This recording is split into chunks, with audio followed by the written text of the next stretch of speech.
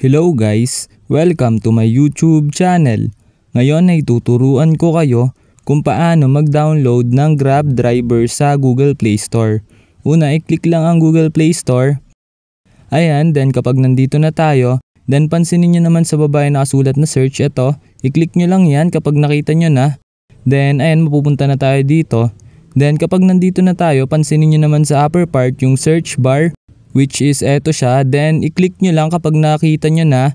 Then ayan, kapag na-click nyo na, then i-type nyo lang dito yung Grab driver. Ayan, i-type lang natin. Then kapag na-type nyo na, ayan, then search. Ayan, then lalabas na dito yung Grab driver, which is eto. Ayan, makikita nyo naman. Then i-click nyo lang yung Grab driver. Ayan, then kapag na-click nyo na, then ayan, pansinin nyo yung nakasulat na install, which is eto. Ayan, eto. Then i-click nyo lang yung install. Then ayan, mag-i-install or magda-download na ang ating Grab driver. Ayan, wait lang natin yan mag 100%. Ayan, naglo-loading lang.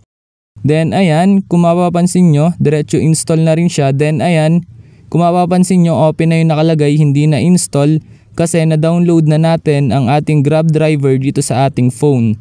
Ayun, ganun lang na mga dali mag-download ng Grab driver dito sa Google Play Store.